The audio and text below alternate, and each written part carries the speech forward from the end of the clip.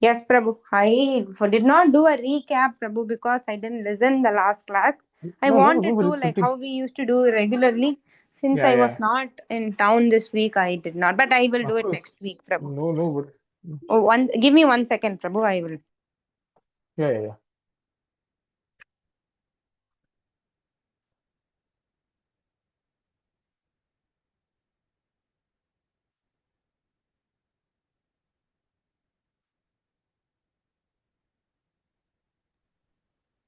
नमो ॐ अज्ञानतिमिरान्धस्य ज्ञानाञ्जनशलाकया चक्षुरुन्मिलितं येन तस्मै श्रीगुरवे नमः श्रीचैतन्यमनोभीष्टं स्थापितं येन भूतले स्वयं रूपगदा मह्यं ददाति स्वपदान्तिकं वन्देऽहं श्रीगुरो श्रीयुतपदकमलं श्रीगुरुं वैष्णवांश्च श्रीरूपं सागरजातं सहगण रघुनाथान्वितं तं सजीवं साद्वैत्वं सावधूतं परिजनसहितं कृष्णचैतन्यदेवं श्रीराधकृष्णपादान् सहगणललितां श्रीविशाखान्वितांश्च हे कृष्णा नो नाम ओं विष्णुपादाय कृष्णप्रीष्टाय भूतले श्रीमते भक्तिवेदान्त स्वामिनिति नामिने नमस्ते सरस्वते देवे गौरवाणी प्रचारिणे निर्विशेषशून्यवादी पाश्चात्यदेशतारिणे नम ओं विष्णुपादाय कृष्णप्रीष्टाय भूतले श्रीमते भक्तिसिद्धान्त सरस्वती नामिने श्रीवासवानवी देवी दैत्याय कृपाब्दये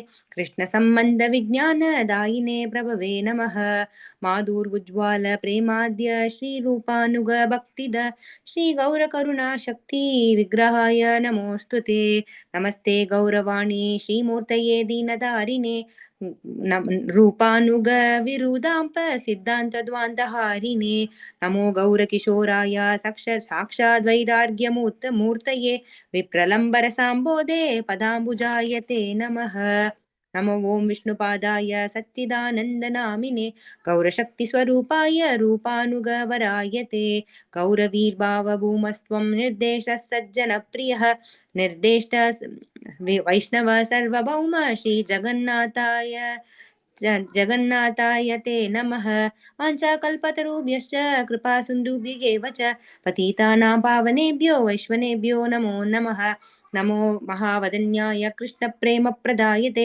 कृष्णाय कृष्णचैतन्य नाम्ने गौरत्विषे नमः पञ्चतत्त्वात्मकं कृष्णं भक्तरूपस्वरूपकं भक्तावतारं भक्ताख्यं नमामि भक्तशक्तिकम् हे कृष्णा करुणा सिन्धु दीनबन्धु जगत्पते गोपेशा गोपिका कान्त राधा कान्त नमोऽस्तु ते तप्तकान् जयतां सुरतौ पङ्गोर्मम मन्दं मतेर्गति मत्सर्वस्य पदाम्बोजौ राधामदनमोहनौ दिव्याद्वीदारण्यकल्पद्रौ मादः श्रीमन् रत्नाङ्गार सिंहासनस्थौ श्रीमन् राधा श्रीलगोविन्ददेवौ प्रीष्टालिभिः सेव्यमानौ स्मरामि श्रीमन् रासारसारम्भी वंशवडत्ततस्थितः कर्षन् वेणुस्वनैर्गोपीर्गोपीनाथश्रियेस्तु नः तप्तकाञ्चन गौराङ्गी राधे वृन्दावनेश्वरी वृषभानुसुते देवी प्रणमामि हरिप्रिये जय श्री कृष्ण चैतन्य प्रभु Nityanand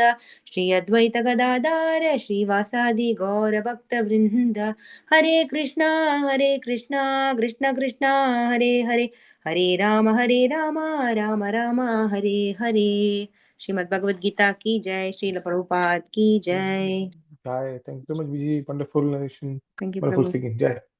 Thank you, Lakshmi. Thank you for joining. Okay. So we are back to Namaste, Prabhuji. Sorry, Krishna. I am outside. I don't know whether it's audible. Last week, my connection just dropped off. Oh no, we are very audible. I think you don't sound like you are outside. So Okay, yeah. I know I got yeah, this yeah. time I got my headset, the noise Oh, yeah, cancellation yeah, one. Yeah. yeah. Thank you so much, Vindo. I would say thank you so much for joining. Thank you so Yeah, much. thank you. Appreciate it. Thank Thank you. Jai. So we are back to our schedule after, I don't know, the end of when we started the recap just a long time back before we went to, I don't even remember, long time. That is, we are back on track, you could say. Uh, so in chapter number 13, titled Nature, the Enjoy the Consciousness, and we start from verse number 20. And in the starting of the chapter, Krishna or Arjuna asks Shri Krishna six questions or no, questions about six topics. or 6 questions. Questions about 6 topics. So the first topic was what is Kshetra, Kshetrajna, not in order, but Kshetrajna. What is field of knowledge, a field of activity, and the knower of the field of activity. The field of activity is the body, knower of the field is the soul, is the super soul. Jnanam and Geyam. Jnanam means knowledge, and Geyam means the object of knowledge, what is to be known by the knowledge.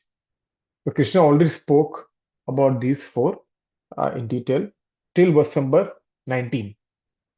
Now, from verse number 20 till 27, Krishna will speak about um, the, the first two or the remaining two, which is Purusha and Prakriti.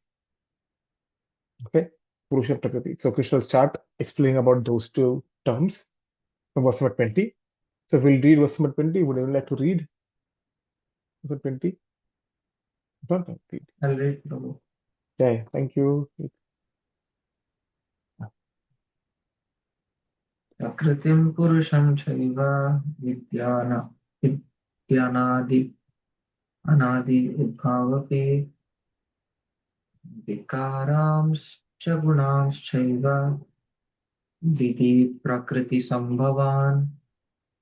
Synonyms: prakritim, material nature; purusham, the living entities; cha, also; eva, certainly; vidhi, you must know; anadi, without beginning; ubhau, both; api, also; vikaran, transformations; cha, also; gunan, the three modes of nature; cha, also; eva, certainly; vidhi, no; prakriti, material nature; sambhavan, produced of. Translation: material nature and the living entities should be understood to be beginningless. Their transformations and the modes of matter are products of material nature. Purport: by the knowledge given in this chapter, one can understand the body, the field of activities, and the knowers of the body, both the individual soul and the super soul. The body is the field of activity and is composed of material nature. The individual soul that is embodied and enjoying the activities of the body is the Purusha, or the living entity. He is one knower and the other is the super soul. Of course, it is to be understood that both the super soul and the individual entity are different manifestations of the Supreme Personality of Godhead. The living entity is in the category of his energy, and the super soul is in the category of his personal expansion. Both material nature and the living entity are eternal. That is to say, that they existed before creation. The material manifestation is from the energy of the Supreme Lord, and so also are the living entities, but the living entities of this are of the superior energy. Wait. The material manifestation is from the energy of the Supreme Lord, and so are the living entities, but the living entities are of the superior energy. Both the living entities and material nature existed before this cosmos was manifested. Material nature was absorbed in the Supreme Personality of Godhead, Mahavishnu, and when it was required, it was manifested by the agency of the Mahatattva. Similarly, the living entity are also in him. Similarly, the living entities are also in him, and because they are conditioned, they are averse to serving the Supreme Lord. Thus, they are not allowed to enter into the spiritual sky. But with the coming forth of material nature, these living entities are again given a chance to act in the material world and prepare themselves to enter into the spiritual world. That is the mystery of this material creation. Actually, the living entity is originally the spiritual part and parcel of the Supreme Lord. But due to his rebellious nature, he is conditioned within material nature. It really does not matter how these living entities or superior entities of the Supreme Lord have come in contact with material nature. The Supreme Personality of Godhead knows, however, how and why this actually took place. In the scriptures, the Lord says that those attracted by this material nature are undergoing a hard struggle for existence. We should know it with certainty from the description of these few verses that all transformations and influences of material nature by the three modes are also productions of material nature. All transformations and variety in respect to living entities are due to the body. As far as spirit is concerned, living entities are all the same. Hare Krishna. Right. Krishna, thanks so much, Vivek. Yeah, so Krishna has begun. Um, so, uh, 1 minute.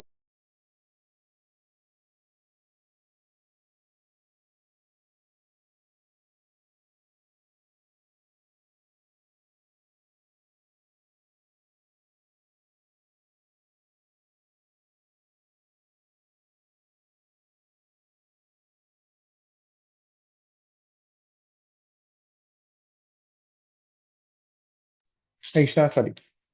So, we have two wonderful acharyas, two wonderful acharyas of the previous time in our parampara who gave wonderful commentary from whom Srila Prabhupada has taken and summarized it. So they are Srila Vishwanath Chakravarti Thakur and Srila Baldev Vidyabhushan. Now, Srila Vishwanath Chakravarti Thakur, he has a very wonderful way of explaining things. So, sometimes when we read the verses back to back, we may not understand the connection between the two. Okay, why is this verse spoken after this verse, right? So he actually many times kind of has the access into the heart of Sri Krishna and Arjuna also, and he asks questions. For example, he explains here saying that, "Oh Krishna, you have described the Paramatma as the knower of the field. Remember what is a knower? What's the term for knower of the field? Kshetrajna. Hmm? Kshetrajna. Kshetragya, right? So Krishna has explained that Paramatma is the Kshetragya of the field, right? But even Jiva is also the Kshetragya, knower of the field, right? So then how does a Jiva come in contact with Maya? Because he knows, right? And when did it start? Both are knower of the field, but then how did Jiva come in contact with Maya and from when did it start? When did it start? In response to that, Krishna is explaining this particular verse. Okay? So Krishna says here, Prakritim Purusham Cha Eva, right? Certainly these Prakriti Purusham, with the understand their Anadi, these both are Anadi. Anadi means beginningless. The Krishna is saying these Prakriti and Purusha. Who is Prakriti? The material nature. Here Prakriti means the material nature. And who is Purusha here?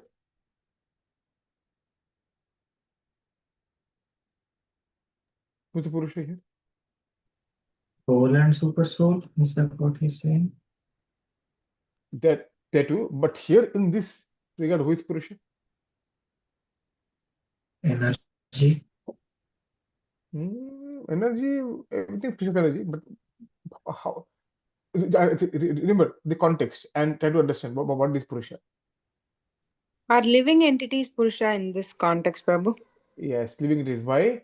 Because they are Krishna and Bhagavan never come. Bhagavan is Purusha, we are right? Bhagavan is Purusha. Bhagavan never comes in contact with Maya, by material nature, never, right? But something Purusha is coming in contact with Maya, Prakriti. Who's that? So in this context, Purusha is the living entity. So Krishna explained the Purusha in verse number 20, 21, 22, 24. When we go ahead, 21, 22, 24.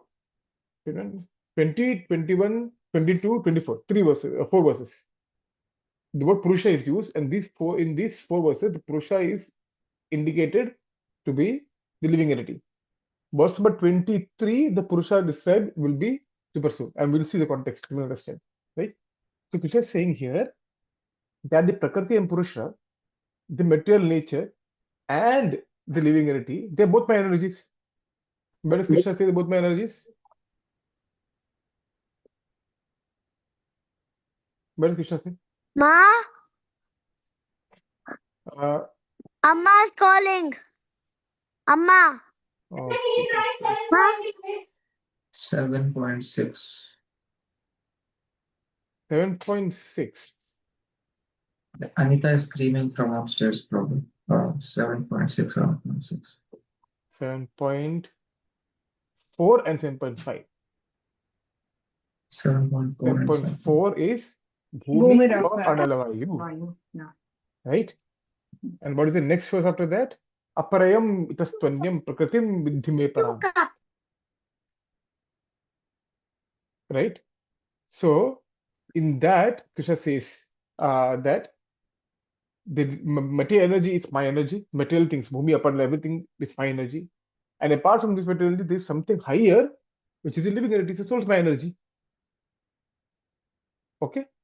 So here Prakriti and Purusha, they are both what? Krishna's energy. So Krishna is eternal.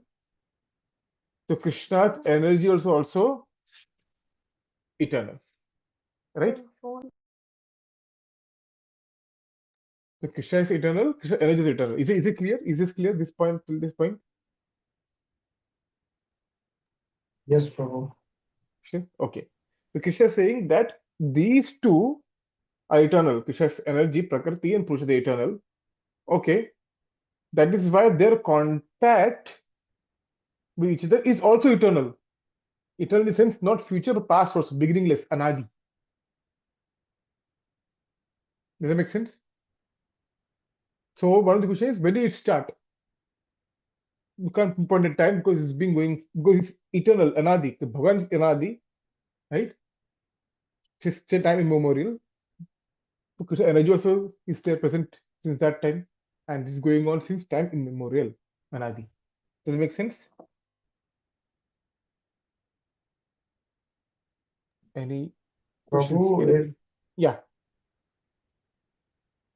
material energy, if both of them are eternal, then why is material manifestation temporary? There is a distinction They're there. two different things. Eternality and temporality or temporariness, two different things. So one can be eternal and temporary also. In the sense Point is that just unmanifest versus yes, manifest. yes, exactly. I see. Okay, You okay. could say sun जो है ना sun आता है, sun is, for example, in our time scale, I'm saying sun is eternal, right? But when sun sets down, it's like चला गया, मर गया, मतलब चला. No, it temporary it was. We could see it will come back again. Sunrise, every sunrise. Does it make sense? Yes, bro. In that way, yes. So Okay. eternality does not contradict the temporality or temporariness of the I material. think in this verse also it mentions that after Okay. in this verse also it mentions that it is absorbed. It's not never Yeah, really what gone says? away. Yeah. Chapter number 8, in the death chapter. Remember chapter number 8? If you go to chapter number 8, let's see. Krishna says in Bhagavad Gita, chapter number 8 mein. Yes, Prabhu, I am reading that section, Prabhu. Like it is 20 to 24. Like spirit Yes. manifested and unmanifested. Yes, 17, 18, 19, 20. So these all manifested, right? So this episode, the both energies and Krishna energy are eternal. Of that, the living energy is always present. The material energy unmanifest and manifest, unmanifest and manifest. When does it get unmanifest? When does it? I mean, when does it become unmanifest? The material energy. At what point of time? At annihilation. Like Brahma's day, night, Prabhu. Or Yeah, during partial or complete annihilation. Complete annihilation के time. Partial annihilation means still there, the world is still present. like when Mahavishnu inhales back. Hails Mahapralaya, that at the end of Brahma's life, 100 years, everything comes and then comes back again. Right? In that time. So Krishna making the point is that Prakriti and Purusha, they are anadi because of their source being Krishna, the Krishna energy, and their contact with each other is also anadi, beginningless. as they are. And Krishna says here, Vikaramscha gunams chaiva, and the vikara, the transformation in forms of what? The body, the senses. And gunams here basically means, you could say also, or gunams here basically means the metal body. Vikar here basically means the lamentation, the distress, happiness, what are all these things, right? They're all products of what? Prakriti Sambhava is a product of material nature. So Krishna is here making a distinction between the living entity and all these things, the body, senses, the happiness. Krishna is saying whatever happiness, distress, everything we feel is the factor or the cause of all this material nature. The living entity being separate. So not the cause. Does it make sense? Krishna is trying to make a distinction here between living entity and nature, Prakriti. Does it make sense? Prabhu, I have one question, Prabhu. Yeah. So, you say living entity is also part of Bhagwan's spiritual energy, right? Yes. But then in Chaitanya Charitamrita also, like we see the concept of that marginal Mhm. energy as Tatastha Shakti. Yes. So, like Bhagwan does not mention here in Bhagavad Gita about the concept of Tatastha Shakti, or how do we No. understand? No. So there is how many? There is Bahiranga Shakti, Antaranga Shakti, and Tatastha Shakti, right? Extra energy, marginal energy, and internal energy, right? So internal energy is fully spiritual, Yeah. nowhere. Okay, it's fully spiritual. There isn't nothing in the material world. The material world, then in the material world, there is material nature and this living entity. There's no reason we could say of mentioning that they are marginal energy or there's extra energy. But why would you need or what? How would that point serve Tatastha Shakti? So Tatastha Shakti basically means they're superior energy. They're between. Right? They can be here, but they are also. The same point is conveyed in different ways. Bhagavad Gita. For example, Krishna says that once you come back to me, you'll never go back. You can come back here, or you are engrossed in the material world. The same point will be conveyed, but in a different roundabout way. Does it make sense? Yeah, Prabhu. Same point is conveyed. You can be either spiritual world or material world. Either padai, you can't be in on the margin. You can't be on the boundary. Inside the field or outside the field. But saying get Gitpad and Nivartante, or you can still be in the material world, continue with this. Whatever. Okay, does it help? Yeah, Prabhu. Okay. Thank you, Prabhu. Yeah. Thank you. Anyone else have any question? What is this verse been what he was talking about?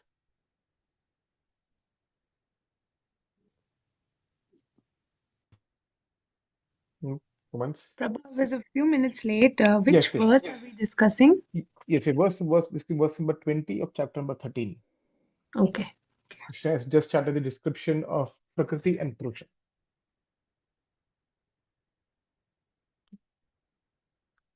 So here, material nature and the living entities should be understood to be beginningless. Their transformation and the modes of matter, here vikarams and gunams. Gunam here basically means the modes of matter, basically bodies, everything.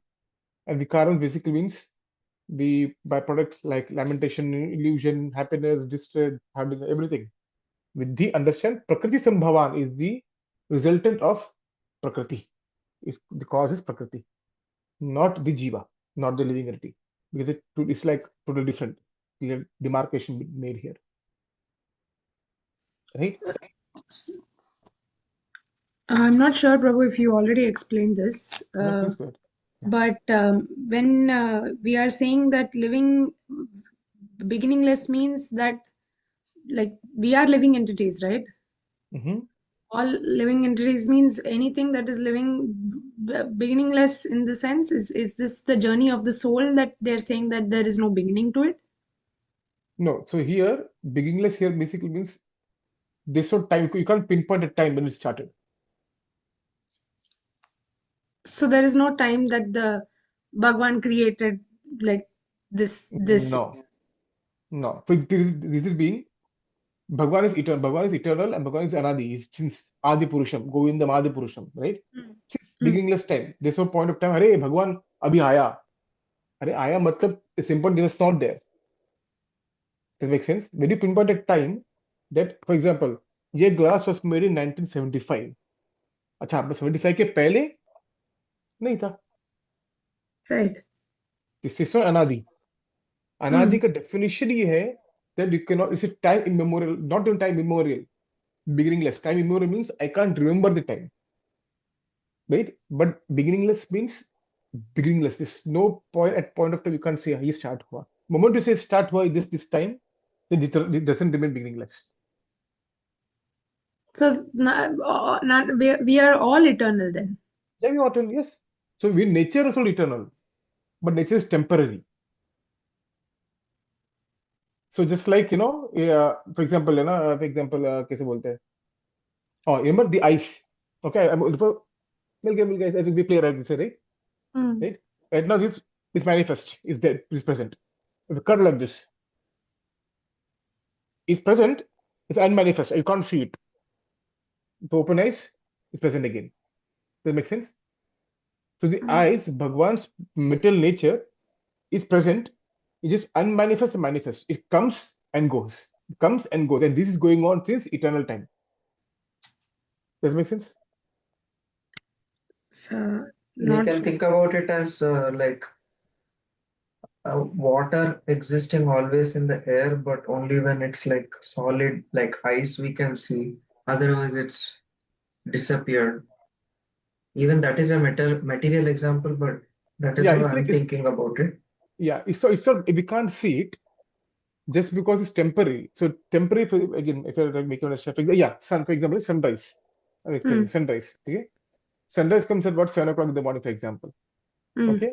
You can see a sun hai, acha. दिख रहा है. At 7:30 at night, for example, sun चला गया. Does it mean sun is gone? No. No. We just don't see it. It's unmanifest to our eyes. Hmm. But at one point of time, again, next morning, it'll come back again. Hmm. So if I'm just time scale, sun is eternal, for example. Sun is eternal. Rise, come and go. Come, चलता रहेगा ये. But manifest, unmanifest. Manifest, unmanifest. So Bhagwan is eternal. Bhagwan is beginningless. Bhagwan is all there. And Bhagwan ka Shakti bhi is beginningless.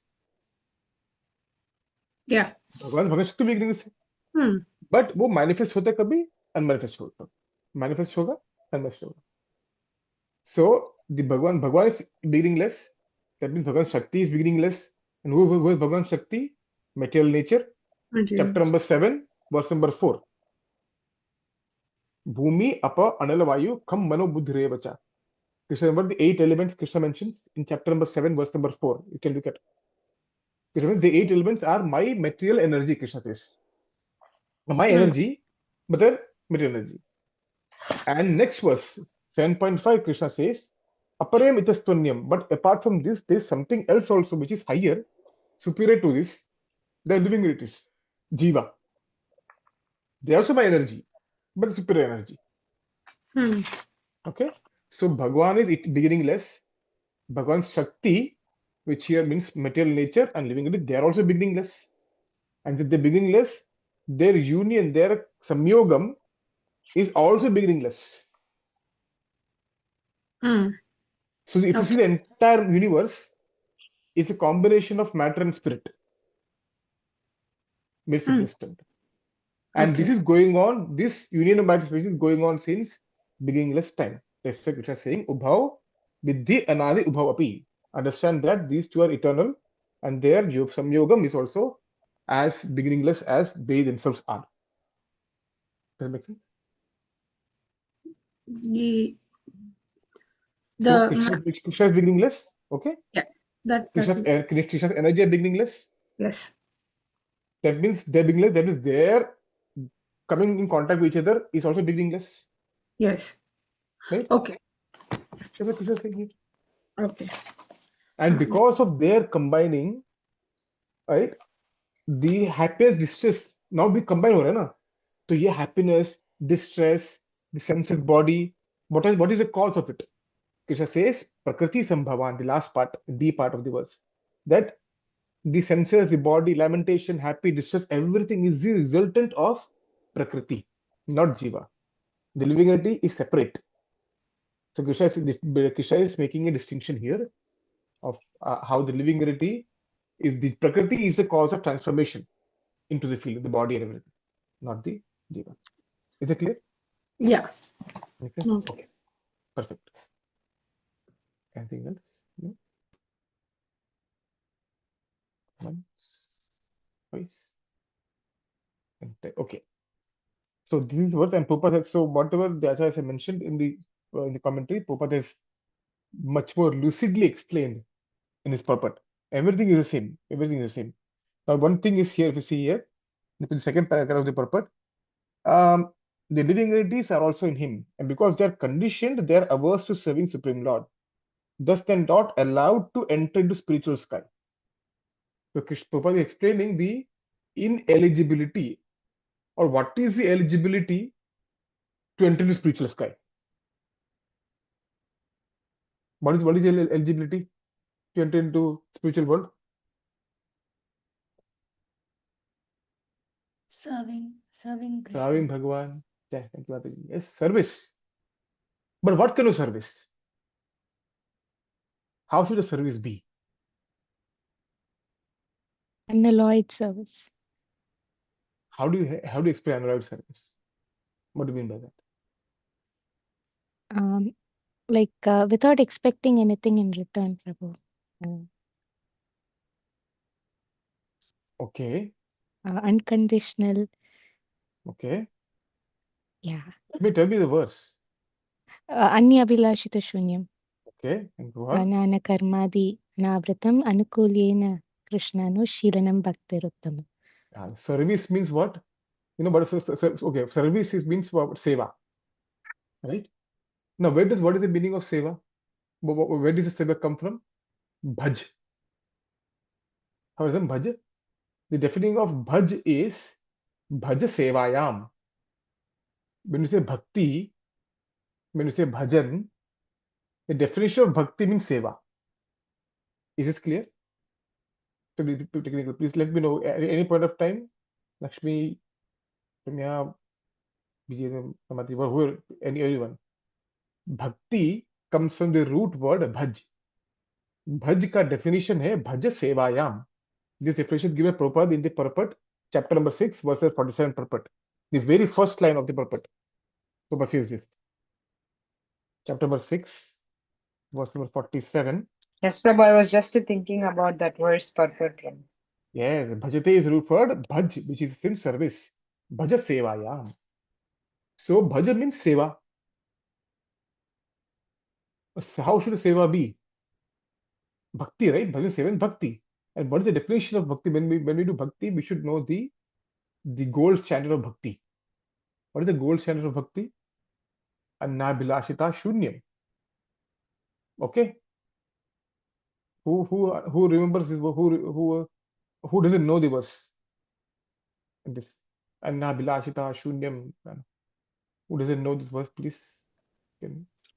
I don't remember this like verses probably. Do you remember? Do you have heard the verse before? Yeah, I've heard it before, but I don't know what. Okay. Good. Okay. Yes, actually, okay. You are not heard also. Okay. No. Okay, perfect. Thank you so much. So, would anyone like to explain who know? That means you two raise, but you don't know. Okay, thank you for honesty. That means others know. Who would like to explain this particular verse? Vijay, Vivek, Mama Mataji, Anita, among the four. Who would like to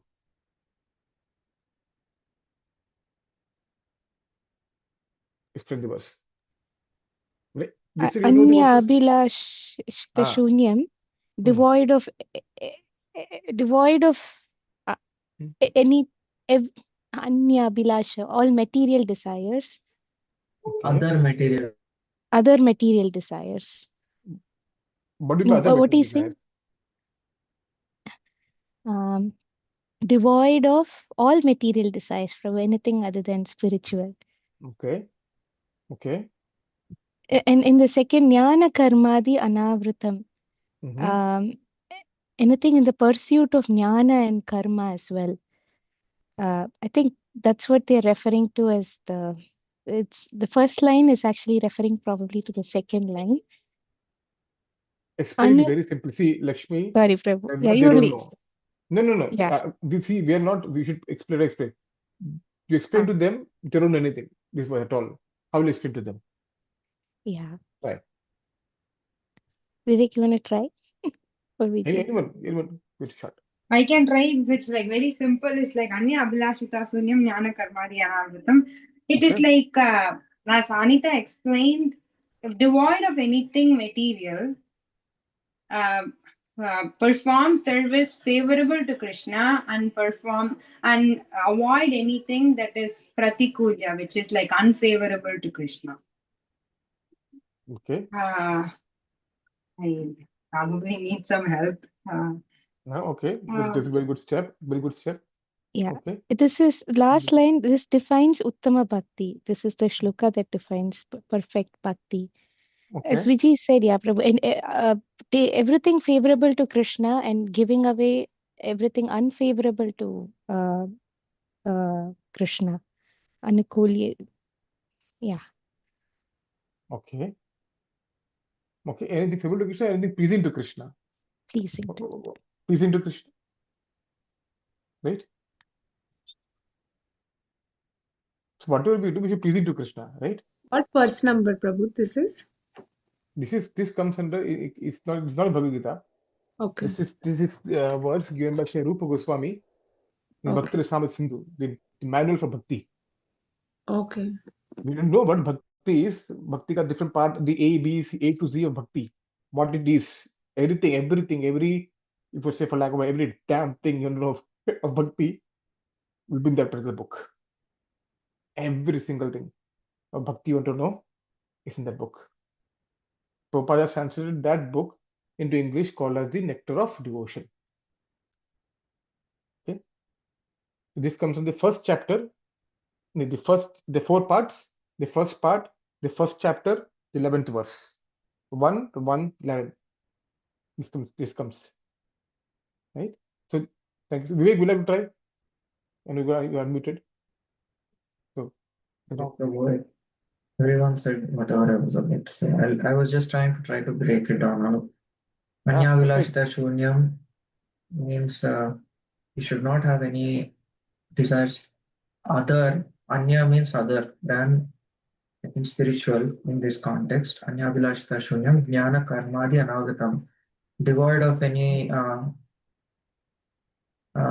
contamination from jnana or karma.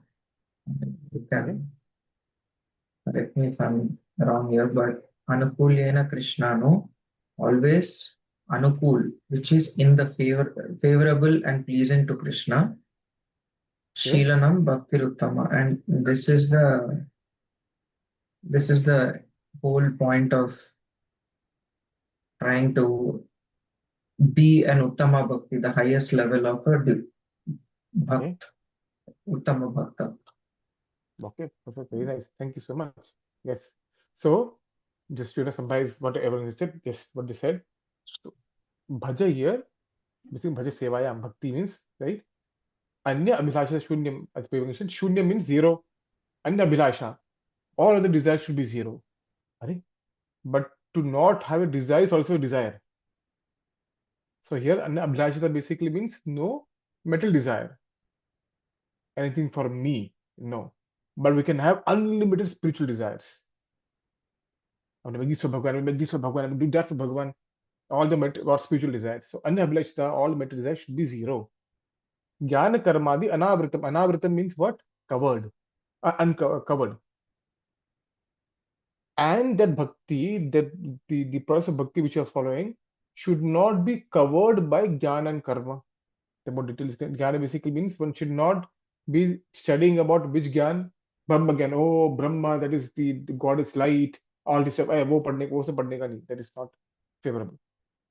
Okay, but you can have knowledge. We should have knowledge. Knowledge of what? Bhakti Shastra. Gyan should be there of Bhakti Shastra, of reading Bhakti, Bhagavad Gita, Bhagavatam, all this Bhakti Sam Sindhu. You study these, right? So, Annabhilashita Shunyam, Jnanakarma Dhanavratam, Anukulyena Krishna Anushilanam. Anushilanam means what? Activity. Anushilanam means repeated activity. But repeated activity for whom? Krishna. How should be performed? Anukulyena, Anukulta Purvak, favorable. So, if I ask you a question, is pleasing Krishna more important or doing service favorable to Krishna more important?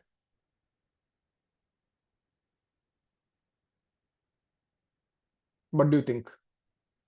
Open to him. By doing service, you will be pleasing Krishna, no? So you're saying, is Krishna's pleasure more important or doing service favorable to Krishna more important? But I'm thinking that when we do service favorable to Krishna, that pleases Krishna. Okay, what about services that please Krishna without being favorable? Mm, Krishna became pleased, Krishna became very happy. now I'm confused.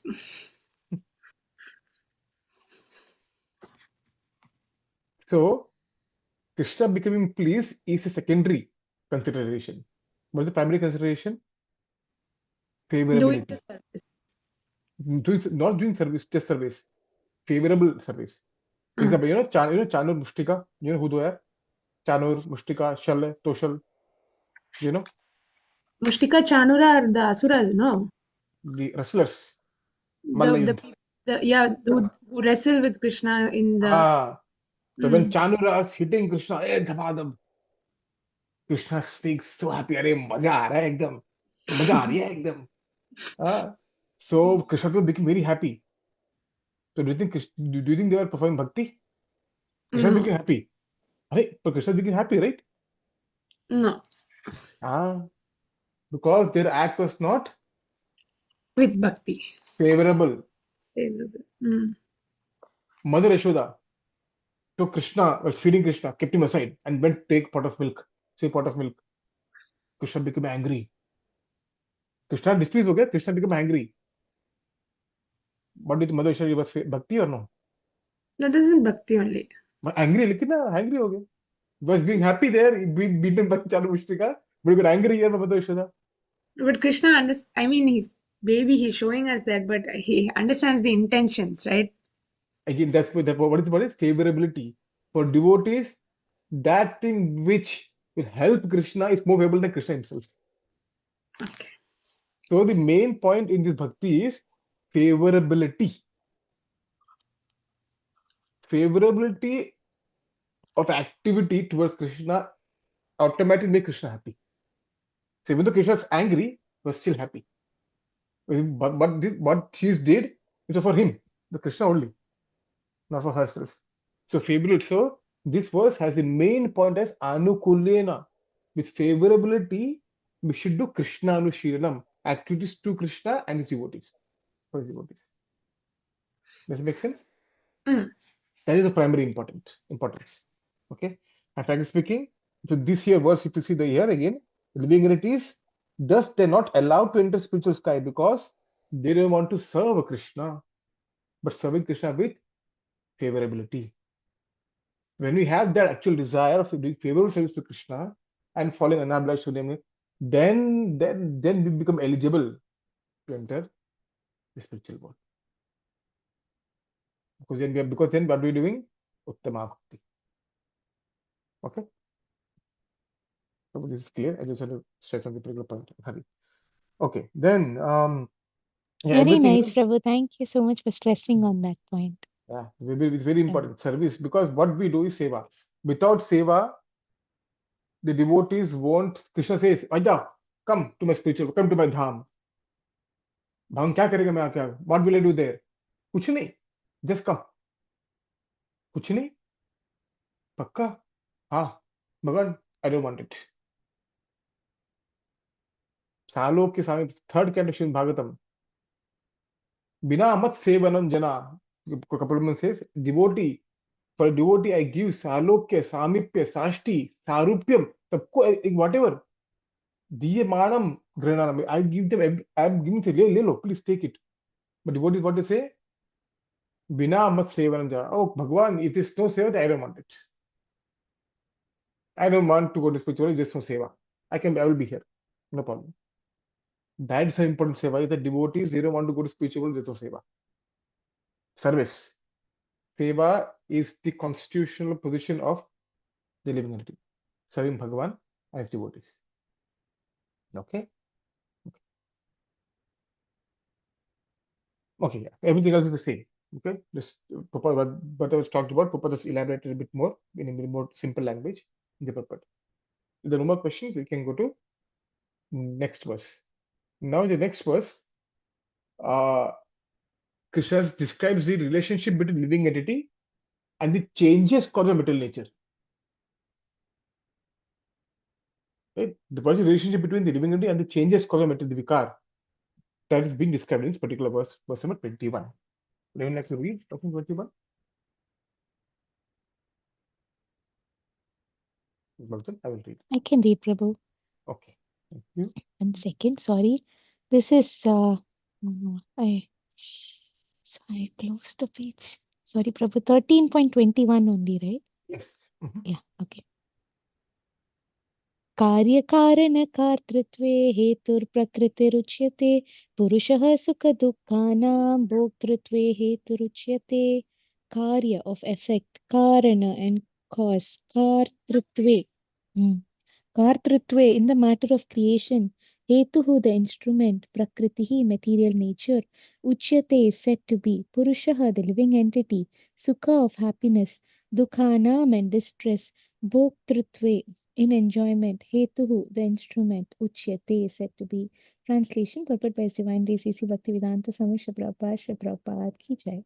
Translation, nature is said to be the cause of all material causes and effects, whereas the living entity is the cause of the various sufferings and enjoyments in this world.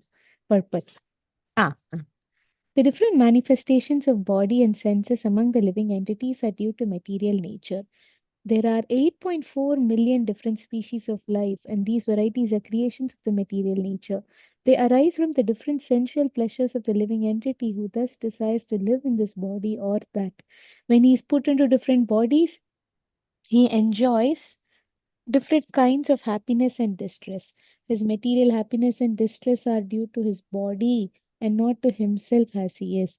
In his original state, there is no doubt of enjoyment, therefore, that is his real state. Because of the desire to lord it over material nature, he is in the material world. In the spiritual world, there is no such thing. The spiritual world is pure, but in the material world, everyone is struggling hard to acquire different kinds of pleasures for the body. It might be more clear to state that this body is the effect of the senses. The senses are instruments for gratifying desire. Now, the sum total body and instrument senses is offered by material nature, and as will be clear in the next verse, the living entity is blessed or damned with circumstances according to his past desire and activity. According to one's desires and activities, material nature places one in various residential quarters. The being the being himself is the cause of his attaining such residential quarters and his attendant enjoyment or suffering. Once placed in some particular kind of body, he comes under the control of nature because the body, being matter, acts according to the laws of nature. At that time, the living entity has no power to change that law. Suppose an entity is put into the body of a dog. As soon as he is put into the body of a dog, he must act like a dog. He cannot act otherwise. And if the living entity is put into the body of a hog, then he is forced to eat stool and act like a hog. Similarly, if the living entity Similarly, if the living entity is put into the body of a demigod, he must act according to his body. This is the law of nature. But in all circumstances, the super soul is with the individual soul. That is explained in the Vedas, Mundaka Upanishad 3.1.1 as follows: Dva Suparna Sayujya Sakayaha. The Supreme Lord is so kind upon the living entity that he always accompanies the individual soul in all circumstances, is present as the super soul, as Paramatma. Jai Hari Krishna. Thank you, Prabhu. Krishna, thank you. Jai. Uh, so the verse is Karya Karana Kartatve. Be nice. You know, it's like alliteration. It's the ornament of speech. It's called Anupras, ornament of speech in Sanskrit. Um, okay. So Karya Karana Kartatve. Karya means the effect, and the Karana basically means the instrument, which is the term, the senses, that is the cause. Okay. Kartatva in the matter of creation. So in the matter of creation, the cause and effect. Who's that? Who caused the what is the reason? Hetu. What is that? Prakriti Ruchyate. Prakriti is the uh, uh, cause and effect. The cause of all material cause effect. Nature is the cause. Purusha Sukha Dukkhanam Bhoktatve Hetu Ruchyate. While the Purusha basically means the living entity is a cause of enjoyment of Sukha and Dukkha. Right? So nature is said to be the cause of all material cause and effect, whereas living entity is the cause of all various sufferings and enjoyment in the material world. How do you understand this? So,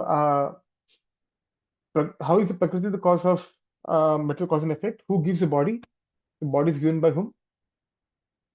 Prakriti or Purusha? The body is given by the Prakriti, but by Okay, the desires of the in the past vasanas of the Purusha. exactly. So, correct. Yeah. So, by the Jiva's karma, Prakriti gives appropriate bodies. Okay. But this body, whatever. So, Prakriti gives these various transformations of the body we have is given by Prakriti, material nature. So, in that way, nature is the cause of all this. The body, the sense, everything. And nature and living entity is the cause of very suffering and enjoyment. How? Because the Prakriti is dead matter, is unconscious. Okay? So Prakriti can't experience happiness distress. Because when the Jiva comes in contact with the material nature, so what we enjoy, whatever we experience, is Jiva is a cause of happiness distress by its capacity to experience happiness and distress. Or Jiva has a capacity because Jiva is conscious being, right? Jiva has a capacity to experience happiness distress. So here Jiva is considered the cause of enjoyment and suffering. Does it make sense? Hmm? Huh? Questions? Direction? Um, Prabhu, this uh, Prakriti is only wait, I didn't understand. Nature is said to be the cause of all material causes and effects. So anything that is happening to us, Mhm. good or bad, Well, fault what is is okay, please go. Yeah, complete. Sorry. is nature's fault only then, no? Then where is this role of our karma? They're saying nature is said to be the cause of all material causes and effects. That means both our like sukhas, dukhas, everything cause the reason it's because of nature. Because of nature, but the nature itself is dead matter, right? Isn't Nature. it, isn't there consciousness?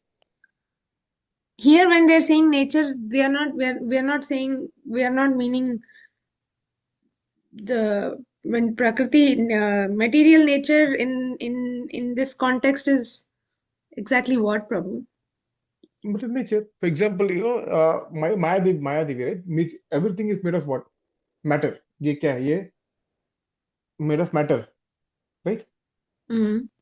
It's a transformation of earth, water, fire, air, ether. Something, right? So our body is predominantly made of what? Earth. Mm. Okay, so it's a very different transformation of different combination of earth, water, fire, ether. Okay, so Mm. that is what this material energy, Prakriti. Okay, so this material energy, the body which we have, in different the animal, the dogs, cats, human beings, whatever we take in this world, everything has their own body, right? Some different kinds. They're Mm. all different combinations of matter, Mm. and it is through this matter, this body, this instrument, that we can do things. right? Yeah. So who gives these things? Whatever we have, and like whatever. Who gives this thing? Prakriti. Prakriti, the cause. But then Prakriti itself, if a living entity goes from the body, can the body move? No. Dead. The Prakriti is not conscious. So the happiness, but we are when we're living, we experience sadness, we experience happiness, whatever we experience, Yes. illusion, lamentation, everything we experience. So how do we experience? Because when the living entity comes in contact with the material nature, the matter, that's when things begin to roll. Okay? Okay. Because the matter is dead anyway. But when the living comes in contact with this matter, then the matter starts moving. Okay? Now, if you Mm. see this verse, the verse, beautiful verse in Bhagavad Gita, chapter number 2, yehi samsparshaja bhoga dukkha yona ya evate. What is the verse? Mm-hmm. ये भी the other verse also 2.44 probably. 2.44 and 2.14 also. If you go 2.14, Yeah. or can you read 2.2? Can would you like to read verse 2.14? 2.14. Yes. Yehi Samparshaya book is 5 point No, something. not that. The other verse also is yes, the two verses. Okay. Yeah, this 2.14 is one of them. 2.14, it is given Matris Parshas to Yes, Kamteya. Kanteya. Yes. This is sorry, Onika. So Ramavati, that Bhogeshwar Prasaktanam, the Krishna says there that if you want to have Bhoga Ishwarya, those who are predominantly they want to enjoy Bhoga and Ishwarya, for them in them, resolute determination of bhakti cannot take place. We can't have legs on two boats. That's what Krishna mentions in that Bhoga Ishwarya Prasaktanam verse. Yes. Oh, if you're attached to sense enjoyment and the material Yeah. opulence, then you cannot. Okay. No, Yes. that's exactly that is the verse. Thank Yes. you. Yeah.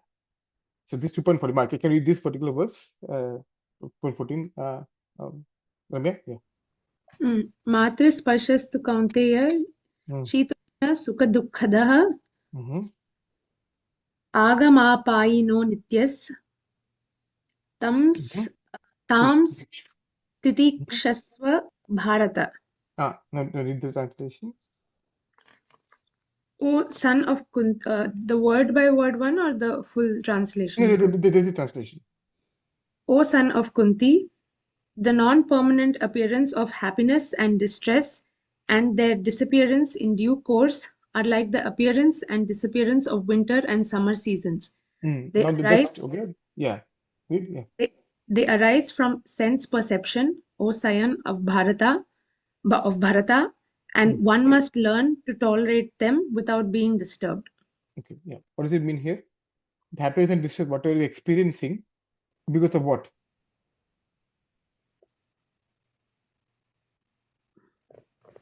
Because what is the reason for that? Happiness and distress.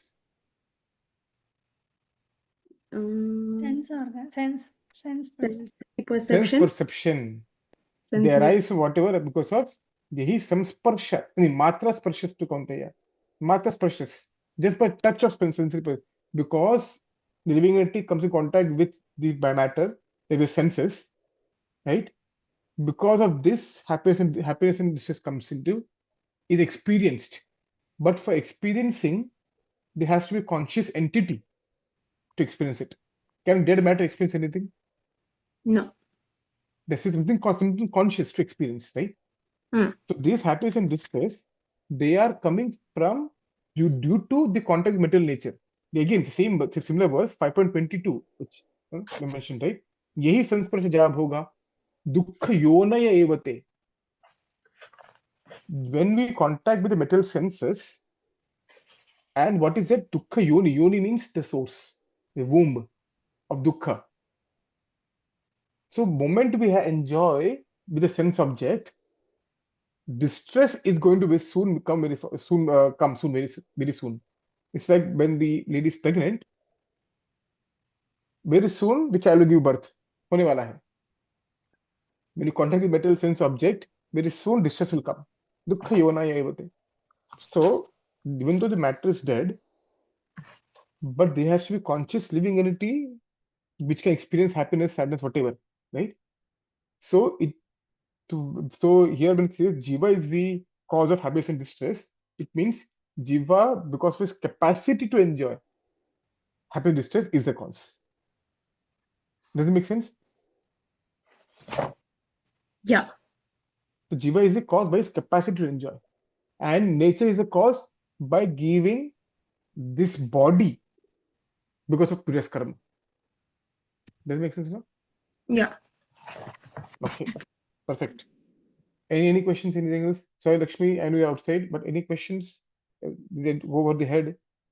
Hopefully not, but uh, Uh, uh, Prabhuji, like I have a question, like, please. out of all these million species, only humans are given the chance to learn and know and do practices what God actually want us to do, right? Yes, absolutely. So is that when we like accumulate these karmas, is it during the human when we are living the life of a human being, or Mhm. is it something that accumulated from the like if we when we are from animals or something? I don't know, like if any other living organism other than humans, I can say. So any other living form, living being other than human is called as Mm-hmm. bhoga yoni, enjoyment or suffering. So when a dog or a cat or buffalo does something, they don't accrue karma. They are just expending their karma. Oh, They are okay. enjoying or suffering the result of their karma. Any other life apart from human being, even devatas, when you go to Oh. Swargaloka, whatever, right? They Mm-hmm. don't have karma there. The devatas are not ruled by karma. They don't अरे कुछ गंदा किया bad karma मिलेगा नहीं. Devatas they don't accrue karma. They are there because they did so much good karma. That's why they are there, and now just expending. They are exhausting their good karma. So you mean even for the dog or buffaloes, if they come across or do any karmas, they also will be affected. Am I right? No. The dog, No. animal, any living being other than human beings, Okay. they don't. So when you do anything good, any Okay. bad, we say, oh, good, bad, you will get bad reaction, good reaction, right? Mm-hmm. So what is the good reaction, bad reaction? In life of a dog, cat, who's the bad reaction, something else. So all these living beings you see, different animals, any different species you see apart from human beings, they are enjoying or suffering the result of their Oh, activities when they're human beings. okay. Even Okay, devatas, now I get it. not Yeah, devatas. Yeah. got it. So human Now I beings get it. are called karma yoni, where they can actually perform good karma, bad karma. They have the option. Other living being, Okay, other forms, they are just expending good karma, bad karma, whatever it is. all right. Okay. Now I got it. Yeah. Perfect. Very Thank you, nice Prabhuji. question, Lakshmi. So Thank you Prabhu, for asking. this whatever birth we have in this birth, like cat, dog, or whatever, is because of what other thing we have done as a in previous human janma. Yes, we have this body of we have had this body many times. So Krishna was once, I think, remember where is mentioned. Krishna was looking at an ant in Dwarka, okay, Mm. and he's smiling. Mother Rukmini asked, "Oh, why are you smiling?" That you can see that ant over there, the living entity, the ant. He has been Brahma 7 times. He's an ant right now. Okay. So we all have had many lifetimes. So when the living entity is about to when the human baby, right, in the embryo in the womb is about to mm, come out of the womb, there's an Upanishad called as the Garbhopanishad. Okay, Garbhopanishad. In the Garbhopanishad, it's mentioned that at that point of time, the living entity, that baby, living entity in the body of baby, is given the entire life history of all the different lives which has the living has gone through, given the snapshot. And at that point, the divinity then says, "Oh, I'm so sorry, please, what I've done, please forgive me. I'll take up to some, I will take it to be karma yoga, or jnana yoga, dhyana yoga, something I will take up. This lifetime I will use it properly." Promises. And again, the third canto Bhagavad also mentions very similar thing. The living entity promises, "Bhagavan, please, I will promise, pakka, when I come out, I will promise." The moment he comes out, because the previous samskaras, if they're very strong, then the living entity forgets the promise. Then each and every living being of a human being when we take birth, we are giving promise to Bhagwan. I'll take up, I'll take up, I'll take up. We never fulfill it. Right? So this human being birth is extremely rare. Extremely rare. We take it for granted. They're extremely rare. Very, very, very, very rare. You have to travel 8.3 ton and whatever millions of species to get human birth.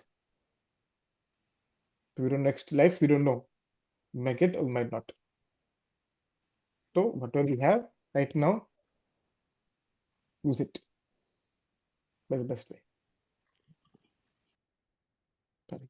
Prabhu, in that context, Prabhu is thinking of the bhajan by Bhaktivinoda Thakur. It's not Amar Yeah. Jeevan, but one of the Yeah. songs he says the exact same, right? When I was inside the womb. Yeah. Uh, Bhuliya Tomare, I think so. Bhuliya. Okay, okay. I Bhuliya know he sang Tomare. it once. Yeah. Okay, okay. Samsare Sorry, Prabhu. Achiya. Yeah, Yeah, I thank you, think that's Prabhu. the song. Yeah. Yeah. You can look up the translation. I'll send the link maybe. It's Yeah, very yeah, please, this is the beautiful. group. Yeah. Very beautiful Yeah, translation. Bhakti Thakur says, very beautiful translation of the song. So, okay, so the point is the nature is a cause by giving the senses, the body and everything. And Jiva is a cause by its capacity to enjoy or experience suffering and distress. Therefore, they are the two different, separately designated two causes. Okay, is that clear? Okay. So let's see in the property of anything else.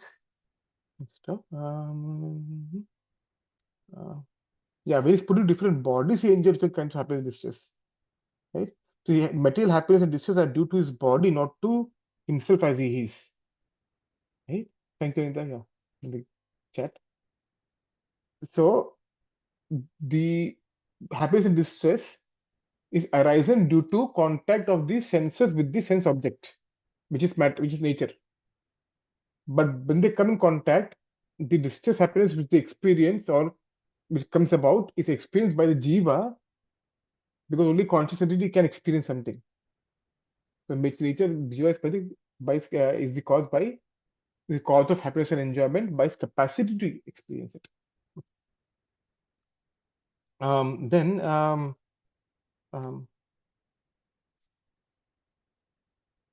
yeah, this is the sum total. The body, instrument, senses are offered by material nature, and with the next verse, Krishna will make it the same point clear. The next verse also Krishna will make it clear. And according to one's desire and activities, material nature places one in various essential quarters because the karma. In karma, we get different bodies. Okay? Just the being himself is the cause of attaining such essential quarters. So we are the cause of getting a new type of body because we did karma in the previous past to attain that kind of body. So nature is the cause of giving this body because this is the ingredient, but also the effect because we are the cause of doing our karma. We are the cause of we did the karma.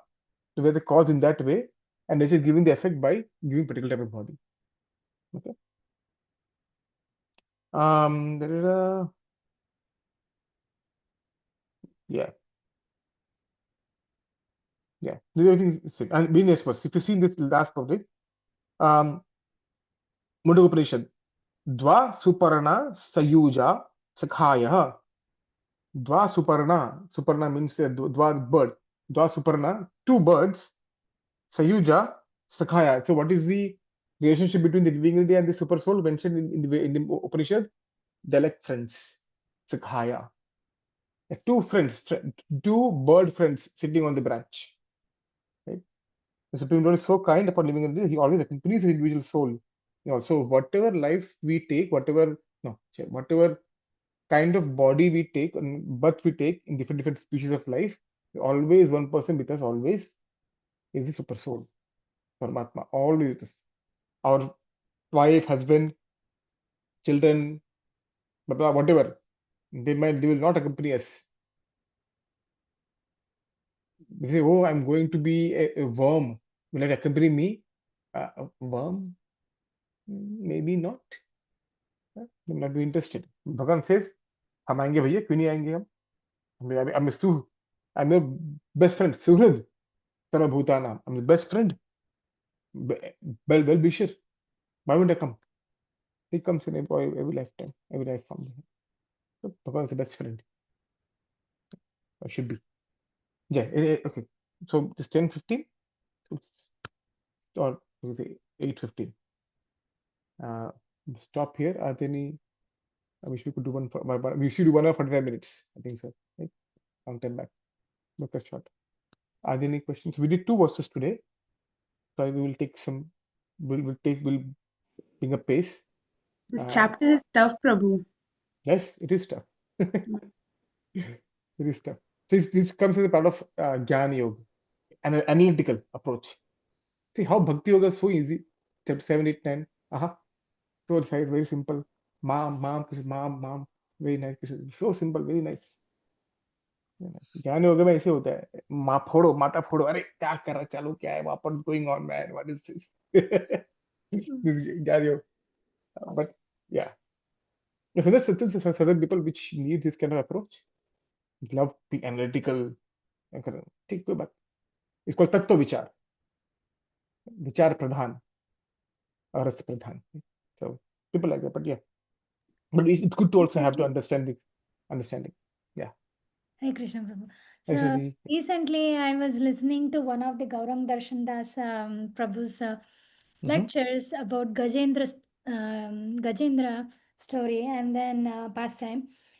And then he was saying, I was thinking about the same statement that was here, like how the laws of nature are so strong that Gajendra forgot everything because once he became an elephant, he has the laws of nature is so strong that he has to act like an elephant.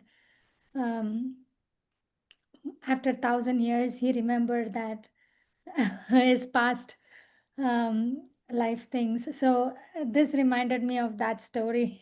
wonderful Mother. Yes perfect whatever life you have but water body we don't have much control over right Yes. the nature takes over but because of his previous Shloka. He remembered sukriti because of his yes. bhakti sukha whatever he did because that he remembered that for a point of time what is Yeah, it that's interesting. Yes. so that samskar that's how important is samskar that's how important is to have samskaras because samskar is not possible right? So the more we develop samskar more we develop impressions the more it will come out naturally right so some people may say oh some person may be wonderful big wonderful very great devotee उनके बच्चे करने का ही नहीं उनको भक्ति नहीं करने का भक्ति and what to do people say see wonderful devotee बच्चे कैसे निकले shit I don't think they did enough I don't they did doing their own I don't think they did enough they give enough teaching to their kids people say like that people they they value or they try to gauge the level of bhakti of the parents based on the children. I'm giving you an example. Yes. But the thing is, the children may have previous samskaras which will be overpowering the current ones the parents are giving. But because the parents give so much samskar from childhood, whatever they give, teaching, whatever they give, right? The samskars are on there, on the heart. And this will develop, maybe not this life, next life also, it will develop. So whatever we borrow, our job is to give samskars to our children. They may take a bhakti or not. Guarantee nahi hai. Life. There's no guarantee. But this will definitely help in future for sure. But future कब होगा ये lifetime next lifetime that we don't know but will help. That's why Rishabh Dev says in the fifth canto of Bhagavatam, don't become a parent a teacher, everything, unless you can deliver your dependents. There's verse in Bhagavatam. Don't become a parent if you can deliver your child. Yeah, Prabhu, I Because- remember, sorry, Prabhu, Badri Prabhu in the wedding anniversary mentioned this verse, if you Yes. G and Mataji remember, from Yeah. Rishabhadev. Yeah, sorry, Prabhu, this thought No. about that. Yeah, exactly. So, but the point there is, Sridhar Swami says in his commentary there, is it does not mean that the parent has to make the child liberated in this life. No. The job of the parent is to give samskaras, samskar for the child, so that child become liberated in the future. The job of the parent. So a person should not become a parent if they cannot give samskaras to the children. Don't become a parent. Not become a parent. Because you're doing disservice to the jiva. Become a parent, give samskaras. Bhakti samskaras to the child. That's what Bhagavatam says. So samskar is very important. And that samskar of King Intadumna, the previous life, he just came out and started offering prayers to Lord Narayan. Samskar is very important. Very nice, Prabhu. Okay. Thank you, Adi, for reminding. Thank you so much for sharing that. Okay. Any last thing? So please to read.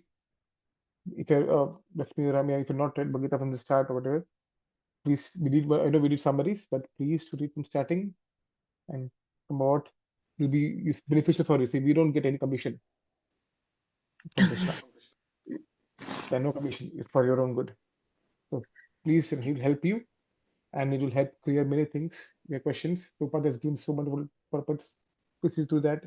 If all you have questions, we are always there to help in whatever way we can, what capacity we have. So please do read. Okay. Yes, Prabhu. Thank you so much. Hare Krishna. We'll see you next week. Hare Krishna. Jai. वंशाकल्पतरुश्च च परितानां पावनेभ्यो वैष्णवो नमो नमः गुरु वैष्णव की जय भगवद्गीता की जय श्रीपाद की जय हरे Krishna Hare Krishna. Krishna, Thank you Dandavat so Pranam, much, Prabhu. Prabhu. प्रणाम